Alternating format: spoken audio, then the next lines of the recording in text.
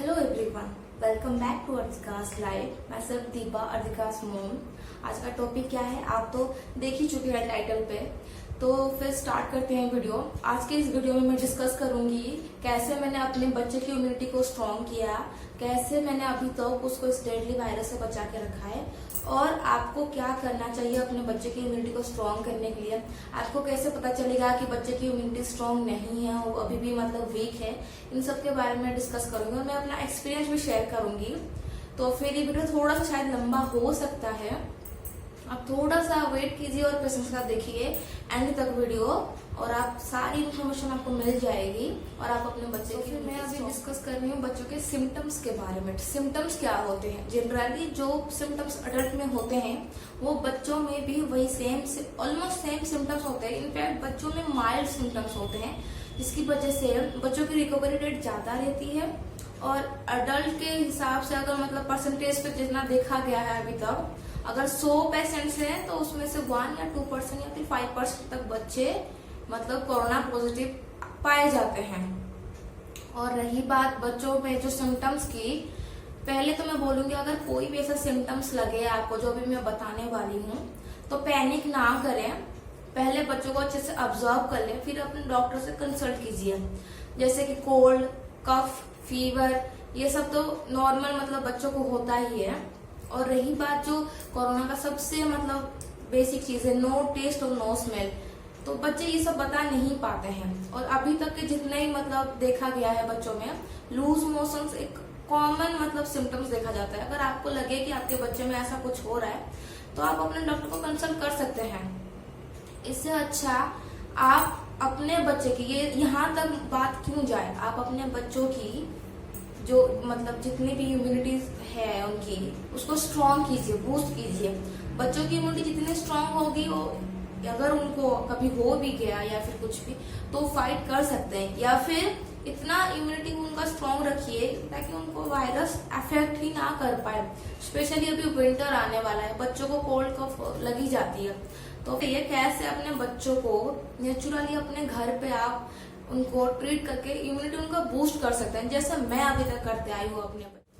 चलिए तो फिर मैं अपने टिप्स आपके साथ शेयर करती हूँ, मैं क्या करती हूँ और आपको भी क्या करना चाहिए।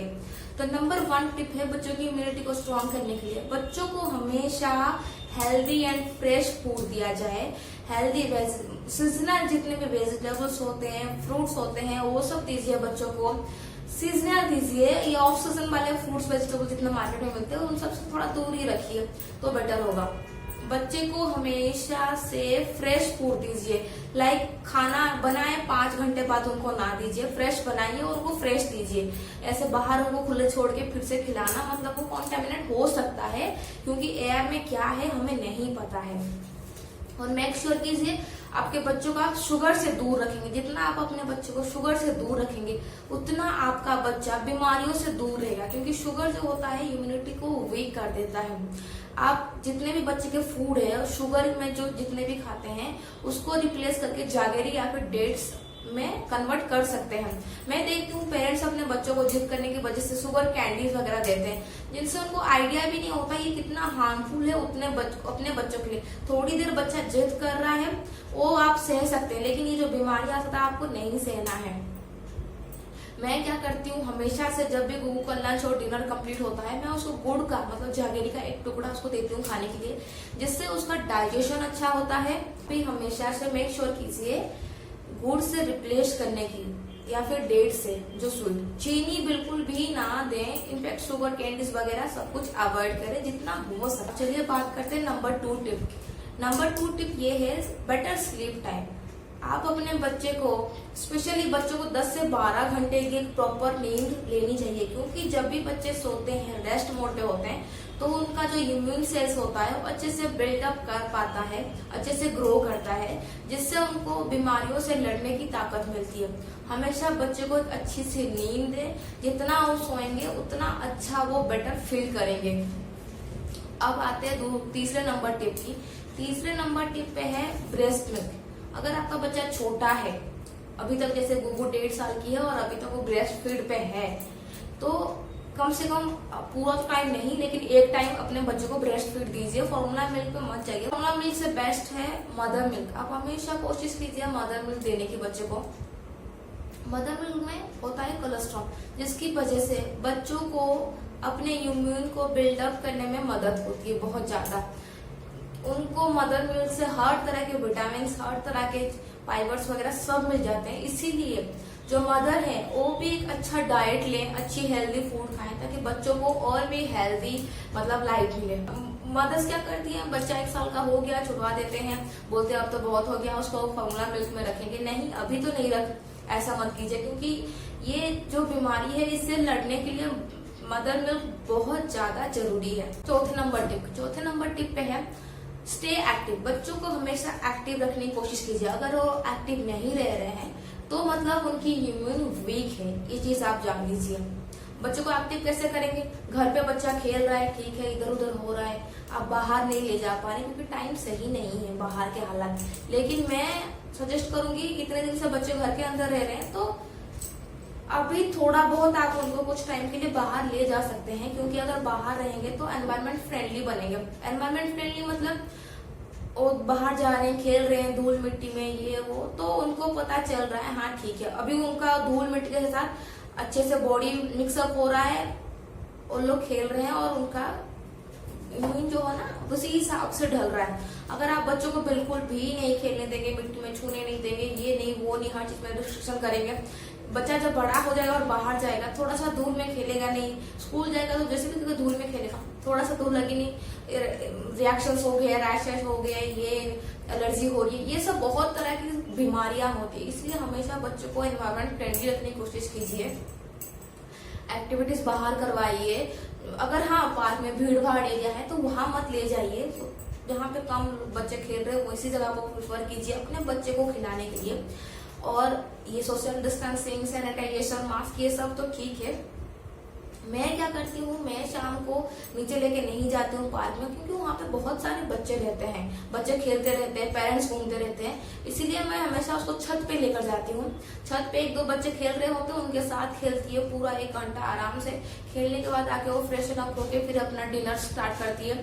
डिनर कंप्लीट करने के बाद रात को सबका काम, डिनर खत्म होने के बाद 9 बजे के अराउंड हम लोग चले जाते हैं नीचे पार्क में। तब पार्क में बहुत कम लोग रहते हैं, तो तब वो पार्क में रन करती है, इधर से उधर खाली पैर में घास के ऊपर उसको चलती है, ताकि उसको एनवायरमेंट फ्रेंडली बन सके हो। और उसको क्लाइंबिंग करवाते हैं, सब कुछ जितना एक्टिविटीज होता है वो सब करती है। करने के बाद उसका जो खाना खाई रहती है वो इजीली डाइजेस्ट हो जाता है।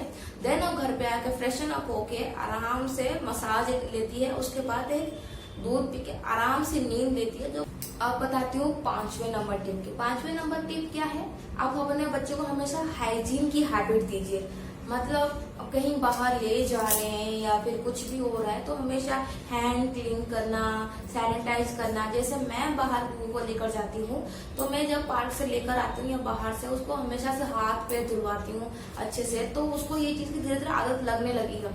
और जब भी आती है खुद ही मतलब आती है मेरे पास कि मम्मा हाँ हाथ धुलवा दो, हाथ फ्रेशन मतलब हाथ पैर धुलवा दो अच्छे से। रात को भी खेल के आती है, वो सीधा बाथरूम में चली जाती है और मेरे लिए वेट करती है कि मम्मा आके मेरे को फ्रेश कर देगी। तो ये चीज की आदत हमेशा बच्चों में डाल के रखिए, ये उनको फ्यूचर में भी हेल्प टिप्स की। नंबर 6 टिप क्या है, आप अपने बच्चे को हमेशा नेचुरली ठीक करने की कोशिश कीजिए। आप क्या करते हैं, बच्चा थोड़ा सा बीमार हुआ नहीं, डॉक्टर के पास लेकर जाते हैं, डॉक्टर को बोलते हैं नहीं मेरा बच्चा ठीक नहीं हो रहा है, हेवी डोज मेडिसिन दे दीजिए, एंटीबायोटिक दे दीजिए, बच्चा सही हो जाएगा। और डॉक्टर आपकी बातें सुन के दे ही देता है, लेकिन ये गलत है। आप अगर छोटा सा माइल्ड सा बीमारी है, आप उनको एंटीबायोटिक दे देके ऐसे रखोगे तो बॉडी ऐसे ही आदत बन जाती है। और बॉडी का जो नेचुरल इम्यून होता है, जिसे एंटीबॉडीज होती है जो फाइट करता है बीमारियों से, वो पूरी तरह से खत्म हो जाता है। और अगर आप थोड़ा सा भी फिर कभी थोड़ा सा मतलब सर्दी जुकाम हुआ तो आप छोटे मोटे मेडिसिन मतलब जितने हल्के फुल्के दोगे तो बॉडी रिकवर नहीं करेगा, ठीक नहीं होगा, क्योंकि बॉडी की आदत उस जोन में है ही नहीं, उससे ऊपर लेवल चली जा चुकी है। इसीलिए हमेशा कोशिश कीजिए बच्चों को एक हेल्दी मतलब नेचुरल सही करने की। इसके लिए घर पे आप कैसे क्या कर सकते हैं इसके बारे में मैं बताऊंगी। लेकिन हमेशा कोशिश कीजिए बच्चों को नेचुरली घर पे होम रेमेडी से ठीक करने की। जो छोटे मोटे बीमारी होते हैं उनके लिए हमेशा एंटीबायोटिक से उनको दूर रखें। ये हमेशा उसको नेचुरल बिल्डअप होने दें ताकि उनका अंदरूनी जो ताकत है, रोग प्रतिरोधक शक्ति बोलते हैं, वो बिल्डअप हो सके। अब बात करते हैं टिप नंबर 7 की, जो बहुत जरूरी है। बच्चों को जनरली मल्टीविटामिन की जरूरत नहीं पड़ती क्योंकि बच्चों के जो फूड होते हैं, जितने खाने होते हैं, खाना सब होता है उनका, उसमें सारे विटामिन उनको मिल जाते हैं, फाइबर्स, विटामिन, प्रोटीन्स वगैरह एक्सेट्रा एक्सेट्रा एक्सेट्रा। तो मदर्स क्या करते हैं या फिर पेरेंट्स क्या करते हैं, अपने बच्चों को बोलते हैं कि मेरा बच्चा वीक है, पतला है, ये है वो है करके डॉक्टर के पास जाते हैं और बोलते हैं मेरे बच्चे को मल्टीविटामिन दे दो, हर तरह का प्रोटीन विटामिन सब दे दो। ये सब बच्चे खा के सिर्फ फूलते हैं, अंदर से उनका इम्यून स्ट्रॉन्ग नहीं होता है।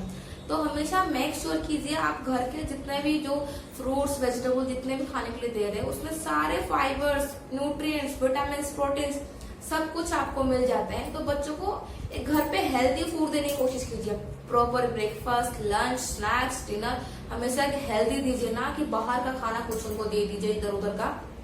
मैं देखती हूँ छोटे बच्चों को लोग बाहर का खाना ज्यादा प्रीफर कर देते हैं, ये वो, उनसे इम्यूनिटी तो ग्रो तो करती नहीं है, इनफैक्ट वो और भी बीमार पड़ जाते हैं। हमेशा अपने बच्चों को कोशिश कीजिए घर पे खाना खिलाएं और फ्रेश रखें। अगर कोई कोई बच्चे होते हैं जो खाना नहीं खाते, थोड़ा थोड़ा खाते हैं, कम कम खाते हैं, लेकिन वो लोग एक्टिव रहते हैं, मतलब वो लोग ठीक है। अगर हाँ बच्चा थोड़ा थोड़ा खा रहा है, एक्टिव नहीं हो रहा है, लेजी फील कर रहा है, तो आपको अपने डॉक्टर से बात करनी चाहिए अबाउट प्रोटीन, न्यूट्रिएंट जो भी बच्चों को चाहिए, वो डॉक्टर फिर आपको सलाह करेगा। ऐसा नहीं कि मतलब बच्चा खेल रहा है, कूद रहा है, लेकिन वो आपको मोटा नहीं लग रहा है, इसीलिए आप पूरा जाके डॉक्टर को बोल दीजिए ये मेडिसिन वो मेडिसिन मेरे बच्चे को सब दे दीजिए। डॉक्टर तो आपकी बात सुन के लिख ही देगा, तो आप ये अपने बच्चे को दे देते हैं। अब आती है बारी टिप नंबर लास्ट, मतलब 8 की। इसमें आप क्या करते हैं, इसमें मैं आपको बताऊंगी कुछ होम रेमेडीज जो आप अपने बच्चे को घर पे दे के ठीक कर सकते हैं अगर कुछ उनको बीमारी हुई है या फिर उनको बीमारियों से बचा सकते हैं। पहला है गार्गल करना। छोटे बच्चे गार्गल नहीं कर पाएंगे तो उनको क्या करना है, आपको कर पा रहे हैं तो बहुत अच्छी बात है, अगर नहीं कर पा रहे हैं तो चम्मच लीजिए, चम्मच में थोड़ा सा अदरक का रस डालिए, थोड़ा सा तुलसी का रस डालिए और हनी डालिए। 1 साल के ऊपर के बच्चों के लिए मैं ये बता रही हूँ, 1 साल के नीचे के बच्चों के लिए आप हनी नहीं डालेंगे, सिर्फ रस पिला दीजिए। और पिला देने से उनके अंदर उनको क्या बोलते थोड़ा सा कड़वा जैसा लगेगा और सारा कफ निकाल देंगे। मैंने ये मेरी आंखों के सामने देखा है, उनको कभी जरूरत नहीं पड़ी इस चीज की, लेकिन बाकी बच्चों में मैंने देखा और ये काम करता है, उनके अंदर से कफ सारा निकल जाता है। ये है पहला। और दूसरा, बच्चों को हमेशा अभी के टाइम पे, आगे तो विंटर आने ही वाला है, तो थोड़ा सा उनको गुनगुना पानी दीजिए पीने के लिए हर वक्त, ताकि विंटर में भी उनका बॉडी हाइड्रेट रहे। तीसरा है, आप बच्चों को हल्दी वाला दूध दीजिए। मैं हमें अभी तो गर्मी में मत दीजिए, लेकिन मैं अभी बरसात आई है, अब ठंडी आने वाली है, मैं गुगू को क्या करती हूँ, उसके दूध को बॉईल करती हूँ, रात को उसमें हल्दी डालती हूँ, थोड़ा सा सौंठ पाउडर डालती हूँ, थोड़ा सा जायफल डालती हूँ। अगर जायफल तब नहीं दे रहे, विंटर में क्या करेंगे आप, सुबह सुबह जब भी बच्चा उठेगा, बीमार नहीं है फिर भी आप उनको दे सकते, सर्दी जुकाम नहीं है, आगे नहीं होने के लिए जायफल को थोड़ा सा एक सिलबट्टे में थोड़ा सा या फिर कहीं पे भी थोड़ा सा उसको घिस दीजिए, जिससे उसको थोड़ा सा लिक्विड अमाउंट निकले, पानी देके थोड़ा सा, और उसको 1 चम्मच उसको बच्चे को पिला दीजिए, जिससे बच्चा कोल्ड और कफ से राहत मिलेगी, नहीं होगा उनको आगे जाके। तो मैं हमेशा ऐसा दूध बनाती हूँ गुड्डू के लिए और उसको देती हूँ रात को पीने के लिए। कभी भी उसको 1-2 बार छींक आती तो मेरे को डर लग जाता है, तो मैं जब भी ये करती हूँ उसकी छींक दूसरी ही दिन बंद हो जाती है। और बच्चों को जैसे अभी गुगू आती है रात को खेल के शाम, तो उसको मैं अच्छे से धो देती हूँ, हाथ पैर फ्रेश कर देती हूँ, तो उसको मैं अभी गर्मी में मैं उसको ऑलिव ऑयल से मसाज देती थी, अभी मैं उसको मस्टर्ड ऑयल से मसाज देती हूँ। मस्टर्ड ऑयल कैसे करती हूँ मैं, मस्टर्ड ऑयल को मैं गरम करती हूँ एक पैन पे, मैं थोड़ा सा लहसुन डालती हूँ और उसमें थोड़ा सा मैं डालती हूँ अजवाइन, उसको थोड़ा सा अच्छे से मैं ब्राउन होने देती हूँ, उसके बाद उसको छान के एक डब्बे में भर के रख देती हूँ। रोज रात को मैं उसके पाम में, फूट में और थोड़ा सा नोज के पास और बैक में और चेस्ट में उसको मैं हमेशा मसाज देती हूँ, जिसकी वजह से अगर उसको ठंड लगनी भी होती है या कुछ, जिसकी वजह से बॉडी हीट रहती हो और रात को अगर कोई भी मतलब लगता है कि हाँ बच्चे को सर्दी जुकाम हो सकती है, ऐसा कुछ भी नहीं होगा, बच्चा अगर अच्छे से बॉडी को हीट मिलेगी, प्रॉपर रेस्ट लेगी हो, तो सुबह तक वो ऑटोमेटिक एक्टिव फील करेगी। नेक्स्ट है आपको स्टीम देने की जरूरत है। बच्चे को हमेशा स्टीम दीजिए अगर उसको सांस लेने में दिक्कत हो रही है, अगर कोल्ड हो रही है तब की बात कर रही हूँ। एक बर्तन लीजिए, गर्म पानी लीजिए, उसमें से थोड़ा सा भाप निकल रहा हो तो कपड़ा डालकर बच्चे को स्टीम दे दीजिए, भाप देना जिसे कहते हैं। मैं क्या करती हूँ, 250 रुपए का एक स्टीम मिलता है मार्केट से, उसको ले आई थी। उसमें से पानी भरती हूँ, इलेक्ट्रिक प्लग ऑन करती हूँ और बुबू को उसी में स्टीम दे देती हूँ। काढ़ा की रेसिपीज तो आपको पता ही है कैसे बनाना है, क्या है। बच्चों को एक बार दे दीजिए अगर आपके आसपास बीमारी है, वरना कोई जरूरी नहीं है रोज रोज देने की। और इन सब की अगर आपको रेसिपी चाहिए तो मुझे बताना, मैं आपको नेक्स्ट वीडियो में बना के बताऊंगी कैसे कैसे सारा रेसिपीज बनती है। और नेक्स्ट है विटामिन सी रिच फूड, नींबू हो गया, ऑरेंज हो गया, ये आंवला वगैरह, ये सब विटामिन सी रिच फूड है। उनको गोलियां मत दे, इनको ये विटामिन सी रिच फूड दीजिए नेचुरल, जिसे खाने से उनका नेचुरल इम्यून ग्रो। आपने अब तक वीडियो देख लिया है तो thank you so much. And अगर आप न्यू हैं, अगर आपको अच्छा लग रहा है वीडियो, देन सब्सक्राइब इट। अगर आपको कुछ डाउट है या कुछ बातें करनी है या फिर कुछ बोलना है, सलाह सजेस्ट देना है तो आप कमेंट कर सकते हैं।